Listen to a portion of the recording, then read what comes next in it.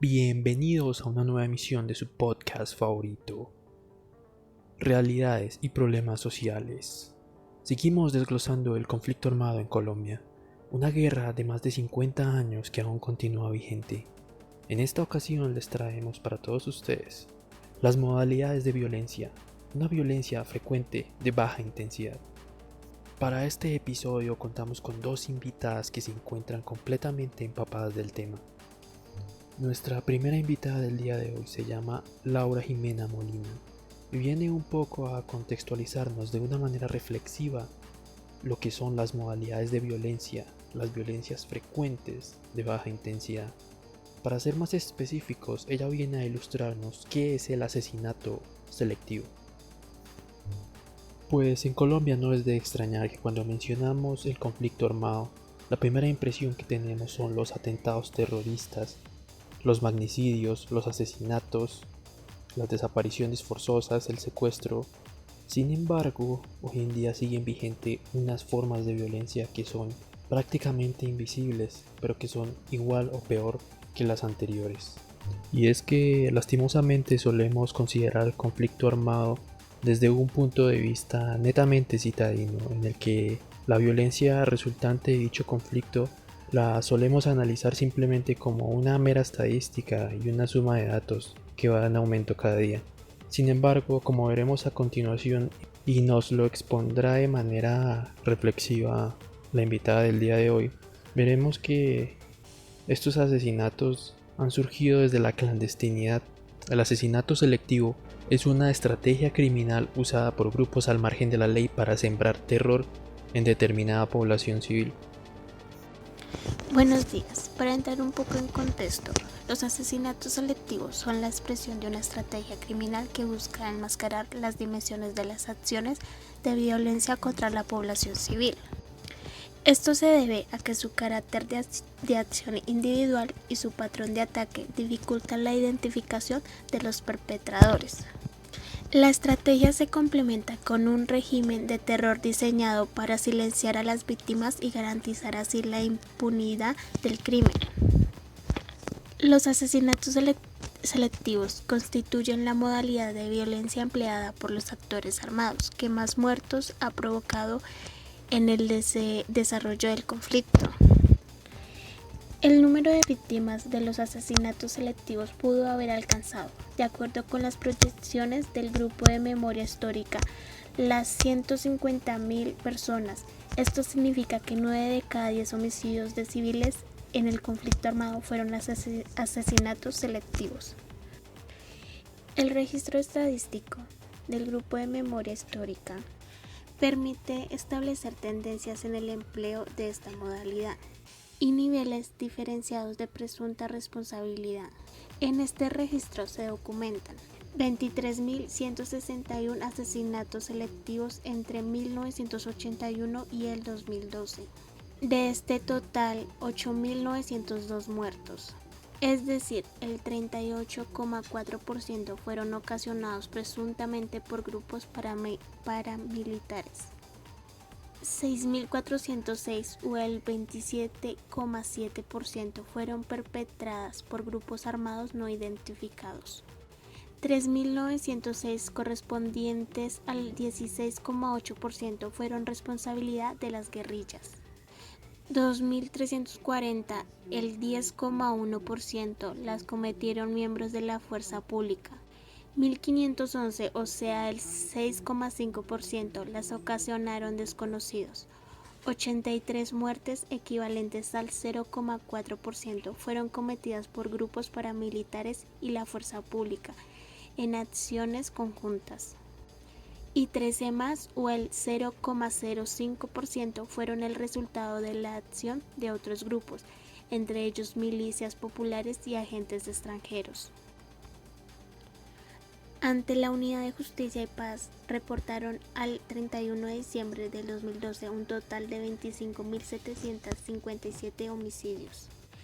En los casos documentados por el Grupo de Memoria Histórica, la relación entre el número de acciones y número de víctimas revela un promedio de 1,4 víctimas por cada hecho, específicamente en la modalidad de asesinato selectivo.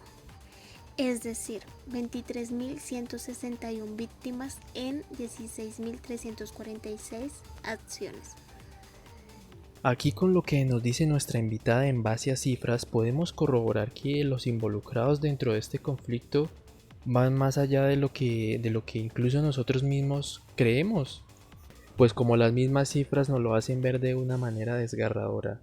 Quien más puntúa o es influyente dentro de este tipo de violencia selectiva son los paramilitares, seguidos por las guerrillas, las FARC, incluso la misma fuerza pública, incluso agentes externos, grupos al margen de la ley que no están clasificados. También haciendo un proceso de investigación en el Centro Nacional de Memoria Histórica, también pudimos corroborar que desde 1958 a julio de 2018, una fecha muy actual, muy reciente, podemos descubrir que durante este conflicto hubieron 262.197 personas muertas. La mayoría de ellas era población civil, con un total de 215.000 personas, frente a 46.813 combatientes. Esto nos hace reflexionar sobre los verdaderos ideales que se tiene dentro de estos diferentes grupos al margen de la ley, ya sea paramilitares, FARC, guerrilla o incluso la misma fuerza pública. Estos asesinatos son los que más víctimas llevan y, como se mencionó anteriormente, es completamente clandestino y llega a ser invisible para la mayoría de los colombianos que todavía no lo creen o siguen sin creerlo, o mucho peor, no llegan a entender la magnitud de este conflicto ni de sus derivados. Pues como ya lo veremos y lo seguimos viendo, la mayoría de estas muertes fueron atribuidas a los paramilitares, con un total de 94.754 muertes, seguido por la guerrilla con un total de 35.683 y 9.804 agentes del Estado.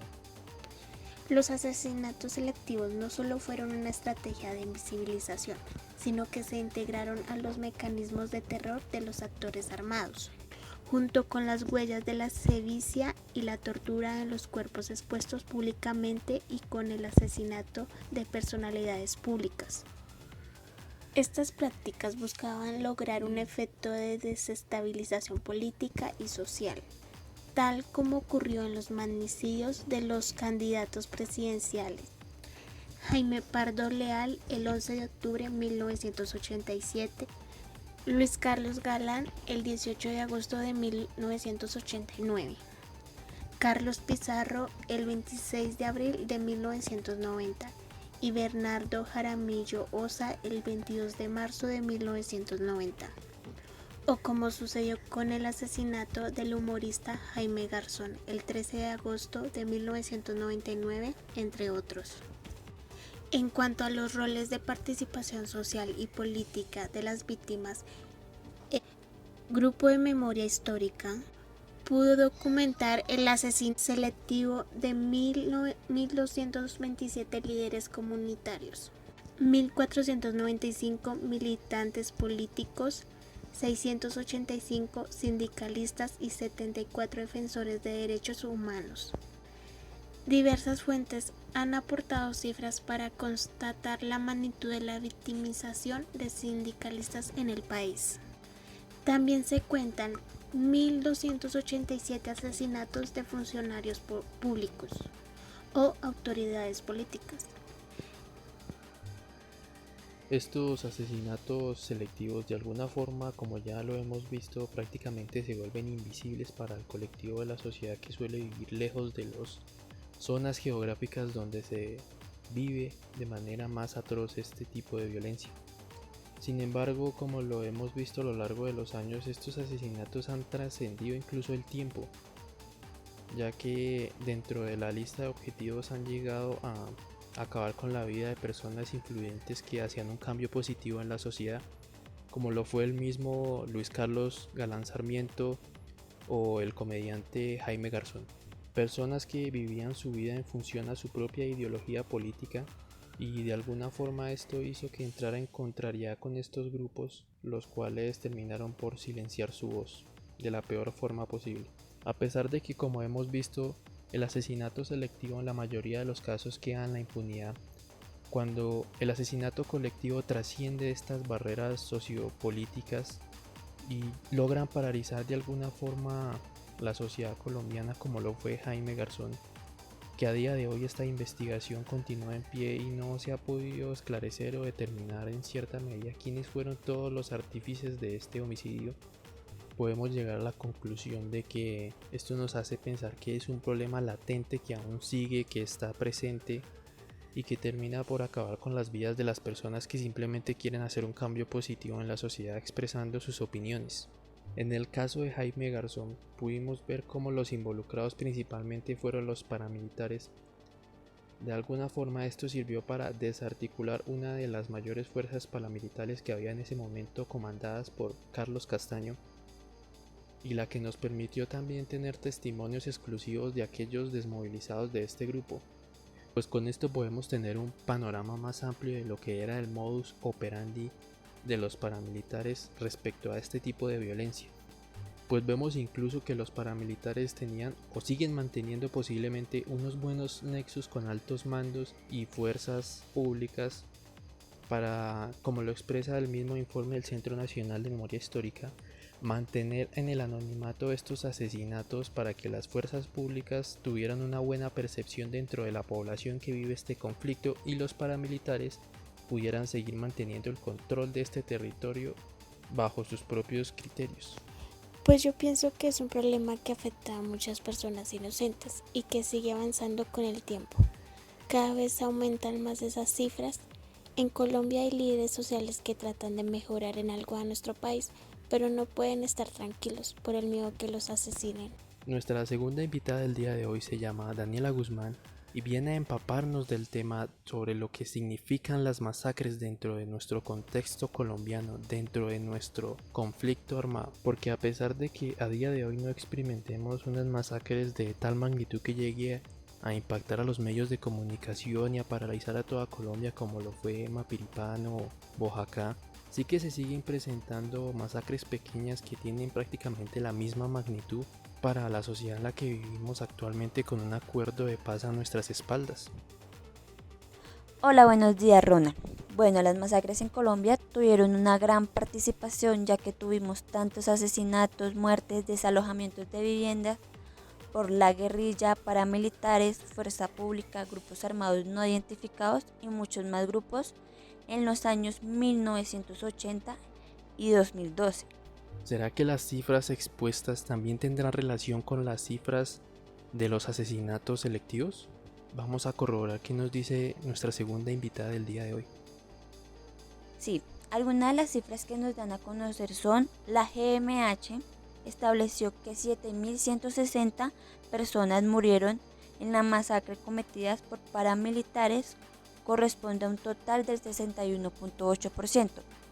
2.069 fueron realizadas por la guerrilla, 870 por miembros de la fuerza pública, 1.486 por grupos armados no identificados. Los mayores infiltrados fueron el paramilitarismo, la FARC, que es uno de los grupos más terroristas de Colombia, de la extrema izquierda, fuerzas públicas y grupos armados no identificados. Los municipios y los casos más representativos de la masacre son El Salado, departamento de Bolívar, con un 60% de víctimas; Chenguel, departamento de Bolívar, 35 víctimas; El Tigre, Putumayo, 28 víctimas; El Aro y Tuango, Antioquia, 14 víctimas. Estos acontecimientos pasaron en 1996 y 2002.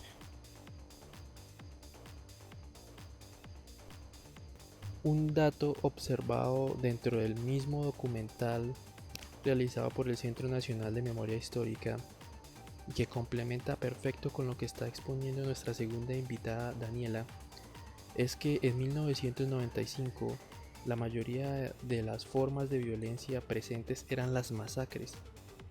Esto de alguna forma era una antítesis, una contradicción a lo que se vivía, puesto que se salía de un proceso de una constitución. que de alguna forma dictaba los parámetros para una mejor sociedad democrática.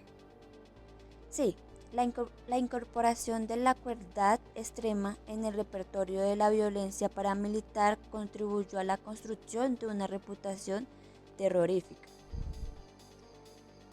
Esto se convirtió en una caja de resonancia lo suficiente eficaz como para dar credibilidad a sus amenazas y para demostrar el límite.